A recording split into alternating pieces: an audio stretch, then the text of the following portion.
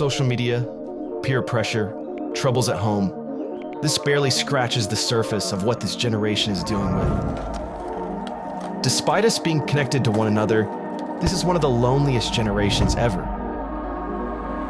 Overlooked, forgotten, hurting, begging. Among the business of our everyday lives, a city, a state, a country moves on. But what if this didn't have to be the narrative? What if you could change it? The depressed wouldn't know his joy. The lonely wouldn't know community. The hurting wouldn't know his healing. The broken wouldn't know restoration. The anxious wouldn't know his peace. And the lost would still be searching. The mission is always moving. Will you move with it?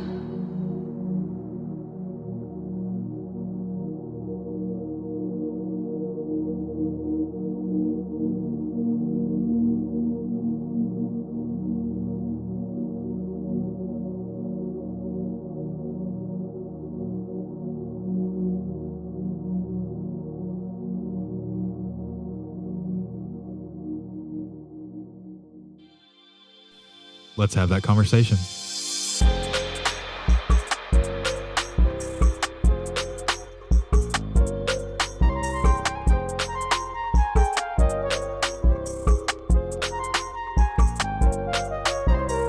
So you just watched a video about Move the Mission, and this episode, we're going to take the entire episode and just break down what Move the Mission is. Where does it go?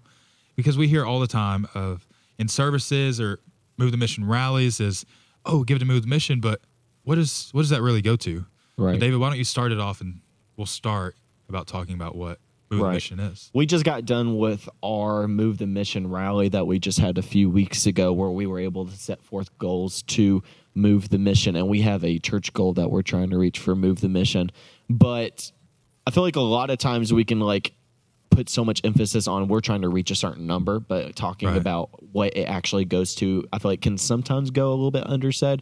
We have the main ones that we've heard plenty of times, P7, which I am an absolute fan of P7. P7 is a club starter for students in high school and middle school that are interested in starting to do Bible clubs in their school. It gives you all of the tools that you need. It shows you how to get one started. It gives you lesson plans. It gives you promotional material. So part of Move the Mission goes to helping out that organization. Also, too, probably the biggest things that this does, that Move the Mission does, is supporting our missionaries, global and North American. So we've seen stories before and in past videos and things that Move the Mission has shared in the past of cars that have been given out to missionaries. Right. You know, we could easily say without having the support of Move the Mission, these global missionaries and these North American missionaries would not be able to do the things that they're called to do. They wouldn't have the transportation. Now, that's not the case with everybody, but for those that wouldn't be able to get it any other way, this is whenever Move the Mission will step in and then say, hey, we'll take care of that for you. We'll enable you to be able to go out and share the gospel more effectively than you could have without that. Also, something that it reaches out to is it actually helps us as youth pastors and hyphen pastor. We have a conference that happens the off year of NAYC called YMTE. Now, you actually went to YMTE one year, right? Yeah, I went a couple of years ago, and it's youth ministry training event. And when I went, pastor came to us and was like, hey, we want to send you guys. And we're like, great, okay. What is it? Like, I've never heard of that. And so at this event, we got there, and you think like, okay, we're going to go. We might have a couple classes. Dude, we were booked up with sessions, and I got there, I was like, oh, we're going to be busy. It's going to be a lot, but it was incredible because it was full of sessions for hyphen, youth, mental illnesses, like how to handle those as a youth pastor or hyphen pastor or someone even just on a youth team or hyphen team or whatever. It's all of these sessions about how to approach this, and it helped in so many ways. And as I was talking to a couple people there, is that as on the youth team or hyphen team or whatever, you're constantly giving and you're constantly giving people things. But at that conference, you get fed, right? Because it's speaking directly to you. And it was for me, it was such a incredible learning experience because one, there were all these sessions that we had about social media, all these things. And as part of the youth team, it helped me grow in that aspect. But then at the same time, I felt like I was being spoken to directly as, Right. as if you're a youth pastor, hyphen pastor, whatever, this is for you. So I thought that was tremendous and helped me Right. phenomenally. Because especially with like things like talking about mental illness and things like that, you don't get to hear like how to be able to do it. There's books and Right. things that you can read, but to actually have somebody sit down and teach you, be like, hey, this is how you deal with a student that's going through depression. Yeah. This is how you have a student that's going through, let's just say, a broken household. Having that resource is so valuable, like in the youth ministry field and going through that. And also too, you get to make connections with other youth pastors. Right. I feel like being in ministry can sometimes be such a lonely thing to be called into because, again, like you said, you're always giving. But the fact that you were able to make other connections there and be like, oh, like I get to see that you do the same thing that I do Right. every day. The same way that a student can go to North American Youth Congress and see that there's so many other students that are walking through this walk every single day. You get to do the same thing as a youth pastor. So that is such hyphen pastor at that point, but that is such a big investment that they make into the kingdom of God with the youth ministries. But also, they don't stop there with just Move Mission. They also move into one of my favorite things that they do, which is they help out with Tubalo's Children's Mansion. Now, Tubalo's Children's Mansion is something that's very close to my heart personally because my sister volunteered at Tubalo's Children's Mansion for a summer. And when she went there to volunteer, I was able to go and tour the facility. And it's been probably 6-7 years since then at this point. So I'm sure they've grown and rebuilt things and done different things that are totally different now. But I remember walking through that point and seeing all these students that would come in from broken households or from parents that weren't able, that they had to give them up for adoption because either something was going on or they had to go to jail or whatever the situation may be.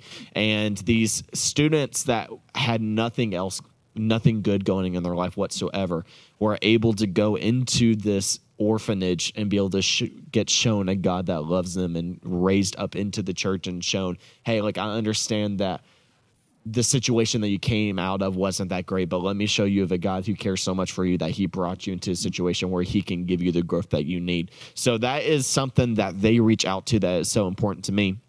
Also, they reach out into programs like CMI, which if you don't know what CMI is, that is Campus Ministries International. That is pretty much P7 for colleges. So if you started at P7 and you're like, hey, I love it, but I'm fixing to graduate and move on, then CMI is your next best option to be able to go into because now you can go into your college and do the same exact thing that you did in school. But with that, too, it also helps us with NAYC. It helps us with all of our district functions. Part of the money that is raised goes over to all the districts, and it goes into things like the Boys Ranch, which is the thing that helps out boys all across the country. I believe in Texas that's located. But it goes... Move the Mission goes out to so many different things, and it can only be done, and the support can only be given out by those of us that commission and that put forth the goals that we set forth to be able to be turned into August. Now, it can be sometimes so difficult to be able to give your money up to something like that, to be able to sacrifice to that and not see personally where it goes and the things that it goes to. So I would advise to go and look these things up, to be able to look these places up and these programs up. But also there's kind of a second incentive for Move the Mission that you can go into too, of being like, hey, if you reach a certain amount, okay, then you get this. And that is being a real McCoy. So do you know anything about real McCoy? Like, have you had any experiences with real McCoy at all? I haven't. No, I haven't. Honestly, haven't met a real McCoy. I've seen him like at camps and like be recognized, and then for camp meetings and HYCs, they're recognized. But personally, I've never met a real McCoy. Right. Real McCoys are something that is very far and in between, because it is a difficult goal to reach as a young person, like especially if you are not at the point where you have a job or something like that. Like, you have to get creative, and something that they pride on trying to pick out these real McCoys is actually the creativity on the way that they raise money. So how do I become a real McCoy, and what's the point of becoming a real McCoy? Well, the point of becoming a real McCoy is that you raise over $1,000 for Move the Mission. Now, it's not just reaching over $1,000. Again, it's also the way that you did it. Do you serve in your local church? Do you serve in your district? All these things get marked up to you being a part of the real McCoy, and you get recognized all through the UPCI youth ministries of being able to be a part of this, but you also get a lot of incentives, and I'm actually going to read it off here because I don't want to miss anything.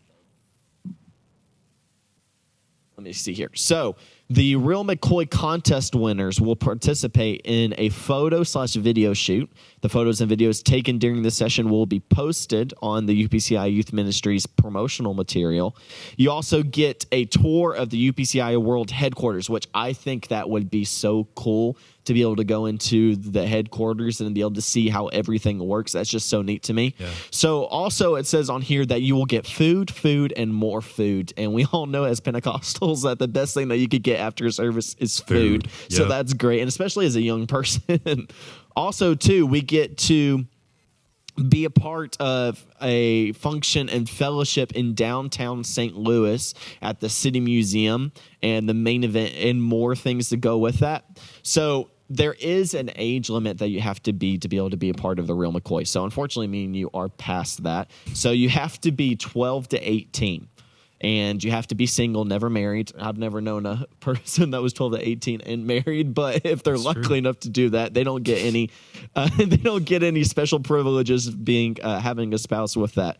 But the Real McCoy they have a Real McCoy weekend on November 2nd through 4th in 2024. Now, this is what I have heard so much about, because I have met a Real McCoy. I know a couple of them from camp, and something that they always talk about is this Real McCoy weekend. Now, in Tennessee, what they do here is they take the Real McCoys down to the Smoky Mountains, down to Dollywood, and they get to be able to spend a weekend there. I was able to do something similar to that on Pastor's Kids Retreat, and that was a fantastic experience. So I know that these guys love being able to be a part of that as well.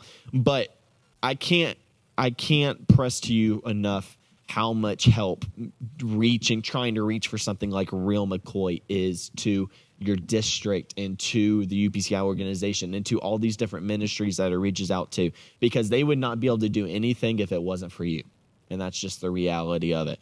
So let me go ahead and tell you, how in the world do you become a Real McCoy? Well, you can submit an application at the UPCI website, upciyouthministries.org, to be able to get that in submitted, and they'll review it with your pastor. You can also submit it, from my understanding, to your state youth president, so you can reach out to them through social media or whatever you need to do for that to be able to be a part.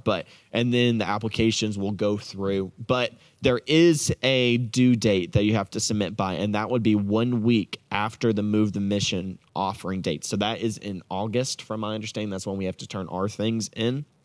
So reach out to that if you can. I implore you to be able to be a part of that. There's so many things that you get to be a part of if you are able to be a Real McCoy and you get to support such a big call. So I do want to go ahead unless you have anything to say.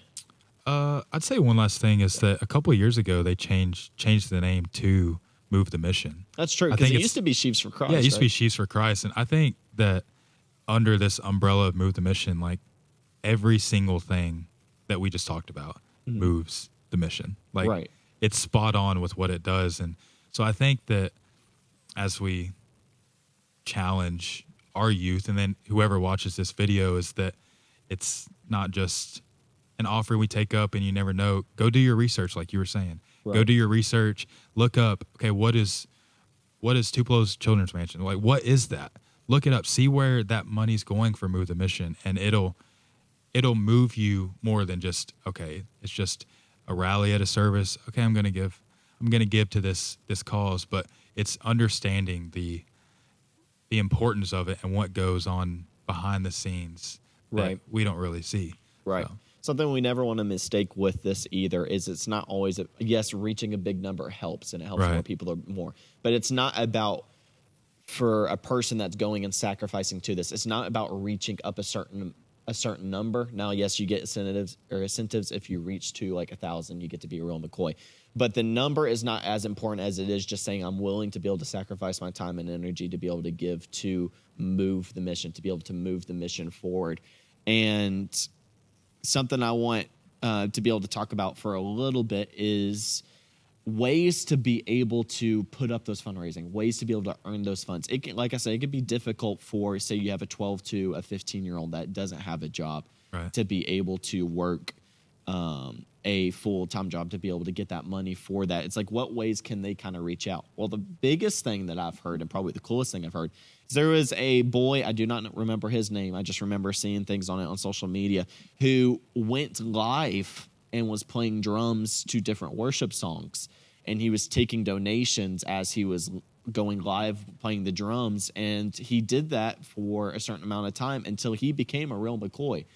He literally sat down and just used the gift that God had already given him to be able to play the drums. And then because he went live and people were giving donations to him because he was trying to reach towards the Move the Mission, that he was able to become a real McCoy there.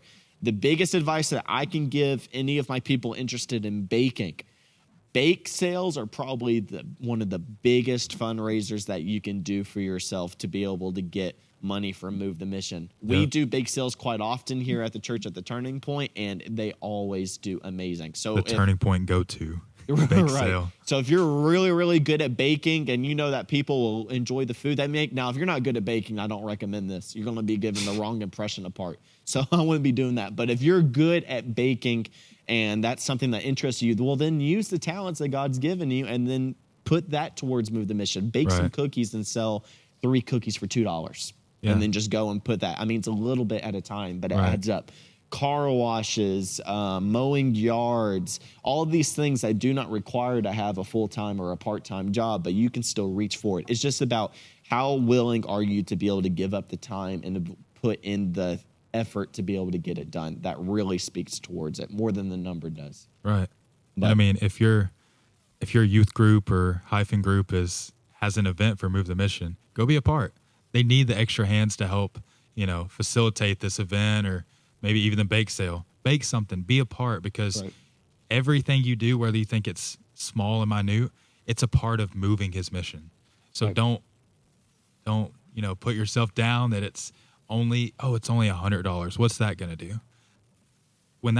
If 100 people think, it's only $100, that's so much money added up together. Right. So don't just have that mindset of, it's all I have is something small. Okay. Right. Give what you got, do what you can do. Obviously, as a 12-year-old, it may be difficult, but that's the challenge. Real McCoys aren't given out to everybody because it's hard, it's difficult, but it's rewarding at the same time. Right.